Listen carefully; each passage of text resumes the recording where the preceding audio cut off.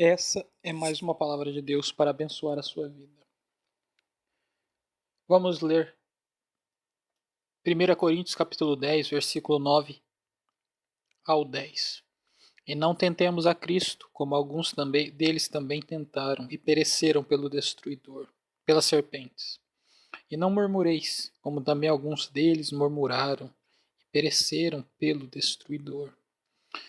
Aqui o apóstolo Paulo utiliza o passado, o que aconteceu com os hebreus, para demonstrar que as pessoas não devem reclamar, que as pessoas devem se esforçar para vencer as dificuldades e seguir em frente, sem murmurar, sem falar coisas contra Deus ou contra pessoas.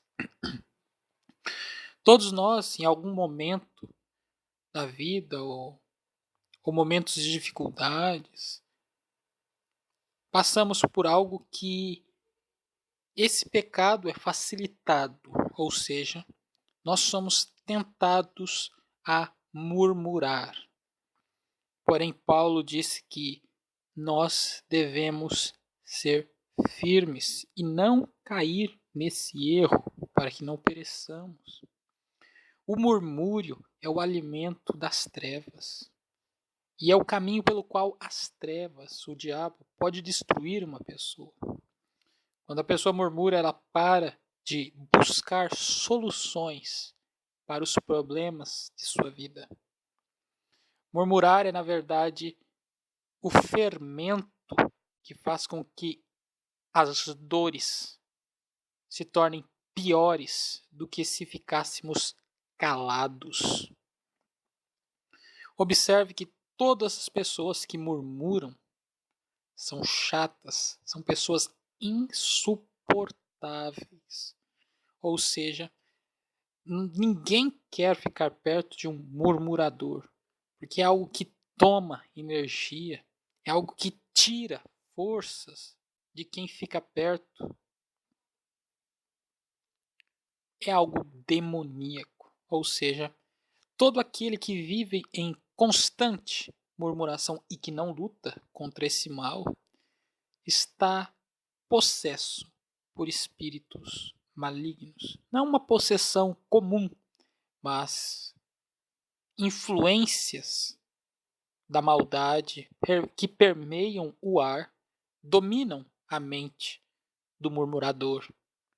E assim, essas criaturas das trevas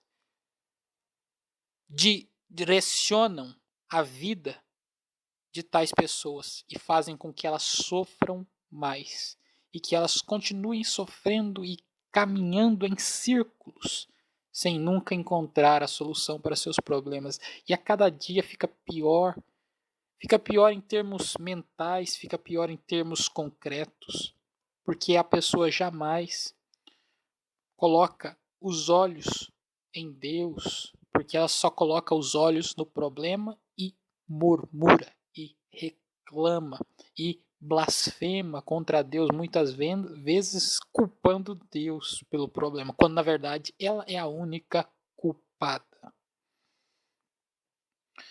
Como foi escrito em Efésios capítulo 2, se não me engano, existe uma legião de demônios que permeiam o ar. Em todos os lugares da terra existem facções, falanges, criaturas da maldade que querem influenciar, que querem dominar a mente dos seres humanos. E eles utilizam o murmúrio como ferramenta, como uma dessas ferramentas, para dominar a mente do ser humano. E uma vez dominada, eles têm controle sobre a pessoa. Podem até não possuí-la como ocorre em muitas passagens da Bíblia, onde o controle é absoluto, mas tem um controle poderoso também. Ou seja, direciona a mente da pessoa, direciona a vida da pessoa. Escraviza a pessoa. E por isso, como foi dito, e não murmureis, como também alguns deles murmuraram e pereceram pelo destruidor. Mas quem é o destruidor? Como disse Jesus na pregação, João capítulo 10. O ladrão não vem senão a roubar, a matar e a destruir. O ladrão é aquele que quer destruir o povo da verdade. O diabo e seus servos, sejam eles espirituais, os demônios, sejam eles humanos, aqueles que escolheram servir a maldade. Esse é o destruidor. O destruidor é aquele que quer utilizar a sua língua contra você mesmo, que quer fazer com que você peque, para que assim você saia da graça de Deus, saia da presença de Deus, de modo a ficar vulnerável para que então ele se aposse da sua vida.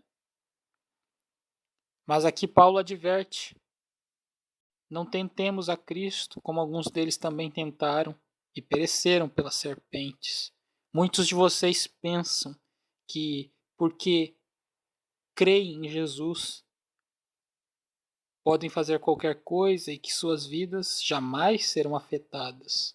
Mas a verdade é que não devemos tentar a Cristo, porque uma vez que o ser humano faz o mal, já pensando no perdão de Deus que vem mediante Cristo, esse mal é imperdoável. Porque a pessoa faz isso com conhecimento de causa. É uma blasfêmia contra Deus e contra o Espírito da verdade. Está zombando do que é justo, do que é santo. E pagará com a alma, com a condenação eterna no inferno.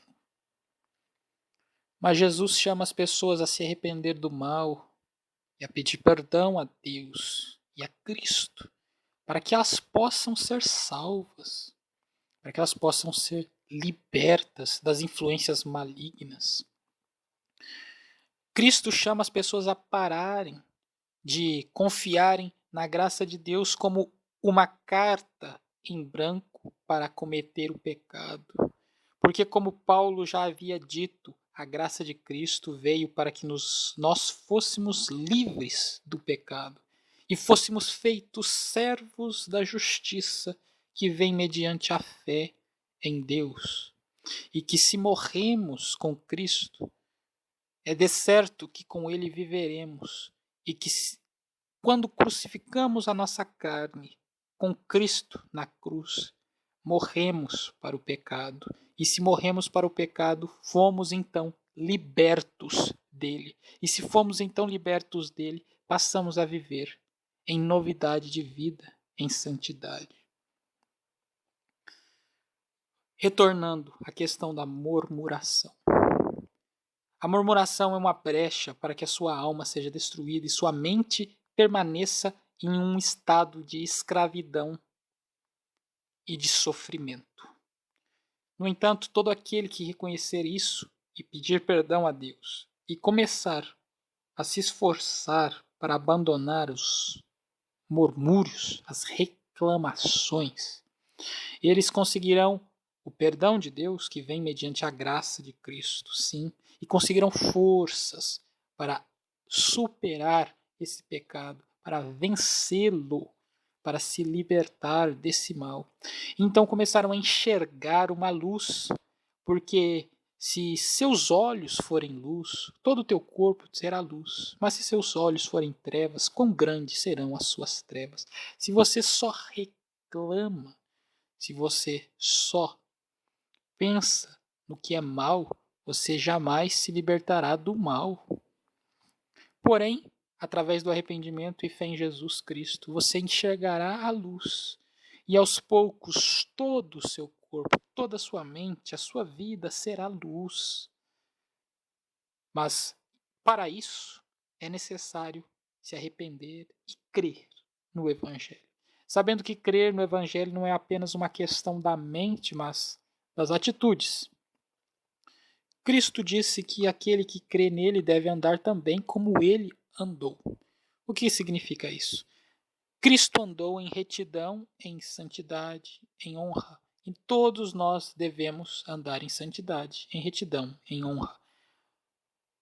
Através de Gálatas capítulo 5, versículo 19 ao 21, 1 Coríntios capítulo 6, versículo 9 ao 10 e Apocalipse 21, é possível perceber, é possível adquirir a maneira pela qual nós vamos passar a andar segundo Cristo. Ou seja, Gálatas 5, 19 ao 21 diz as obras da carne, os pecados de imoralidade sexual, os pecados da mente, da avareza, da inveja, da cobiça, os pecados da idolatria. Idolatria não é apenas adorar estátuas de santos, orixás. Idolatria é colocar toda e qualquer coisa acima de Deus. Existem idólatras do futebol, idólatras do esporte, idólatras de atores e cantores, idólatras de tecnologia, idólatras de coisas, de tudo praticamente. Nós devemos nos libertar disso, porque as obras da carne conduzem ao inferno. E Cristo andava pelas obras do Espírito. Mas quais são as obras do Espírito? As obras do Espírito são a harmonia, alegria, paz, domínio próprio, o que significa conseguir se controlar para evitar o pecado. Alegria, constância e demais coisas semelhantes a estas são os frutos do Espírito de Deus. E nós devemos andar assim por meio da fé em Jesus Cristo. Obviamente que em algum momento o ser humano pode errar, o cristão pode errar. Porém, é necessário se arrepender e pedir perdão a Deus e força para fazer o que é certo, para evitar o mal e abandoná-lo. É necessário ser sincero consigo mesmo e com Deus, para que não sejamos hipócritas também, para que possamos melhorar de maneira contínua até a perfeição em Deus. Assim, então, conseguiremos vencer todos os pecados. A murmuração, que é o tema principal dessa pregação. E desse modo, fecharemos as brechas que o inimigo pode usar contra nós. E fechada essas brechas, estaremos fortes para resistir no dia mal. E havendo feito tudo, ficaremos firmes. Porque a armadura de Deus que vem mediante a fé em Cristo é o selo da perfeição. É um muro perfeito, impenetrável, sem nenhuma trinca, sem nenhuma brecha. Porque a armadura de Deus é o escudo da fé, que significa a confiança em Deus e em Cristo e na sua obra de salvação para o perdão de nossos pecados e para a força para que nós possamos ser firmes contra toda e qualquer obra do diabo. O capacete da salvação foi a vida que Cristo nos deu através de seu sacrifício. O cinturão da verdade, porque onde há Deus não deve haver mentira, porque não há mentira em Deus, apenas verdade, e devemos andar na verdade em tudo que fizermos. Devemos lutar para termos a verdade em nossas almas, mentes e vidas com sinceridade. A couraça da justiça. A couraça da justiça é fazer o que é certo, é andar em santidade, crendo em Cristo, crendo na justificação de Jesus Cristo. Porque por meio de Cristo, então, nos tornamos justos, porque Ele morreu para isso, para que nós fôssemos perdoados e justificados diante de Deus. Além disso, também existe os pés na preparação do Evangelho da Paz, que significa ensinar os outros a fazer o mesmo, a se afastar do mal e a fazer o bem e a crer em Jesus Cristo para a vida eterna. E por fim, temos a espada da justiça, que é a palavra de Deus, que deve estar constantemente em nossas almas, mentes e corações. Porque por meio dela somos repreendidos, somos refinados, afiados e estamos fortes, capacitados para enfrentar todo e qualquer laço do diabo, porque existem muitos ardis dos espíritos malignos que utilizam a mente do ser humano contra ele mesmo. Mas aquele que tem a palavra de Deus firme em seus pensamentos saberá usá-la contra todo e qualquer ataque do inferno e poderá, dessa maneira, também atacar e vencer. Porque uma espada foi feita para a defesa e para o ataque. É uma arma ofensiva e uma arma defensiva. Essa é a armadura de Deus. Esse é o muro impenetrável que todos nós devemos estabelecer em nossas vidas e mentes. Assim, então, poderemos vencer todos os pecados, a murmuração, que tanto destrói as almas dos seres humanos. Poderemos vencer os principados e potestades, que são nossos inimigos, como diz Gálatas 5, Efésios 6, porque a luta não é contra a carne e sangue, mas sim contra principados e potestades, contra príncipes das trevas nos lugares celestiais. Com toda essa armadura, com a fé em Jesus Cristo e com a busca da santificação, estaremos firmes. Então o destruidor não nos destruirá. Não pereceremos pelas serpentes. Antes, o Cristo vivo nos dará o poder para pisar sobre as serpentes e para destruir todo e qualquer espírito maligno, no sentido de que eles não terão mais poder sobre nós. Antes, pelo contrário, nós é que teremos poder sobre eles.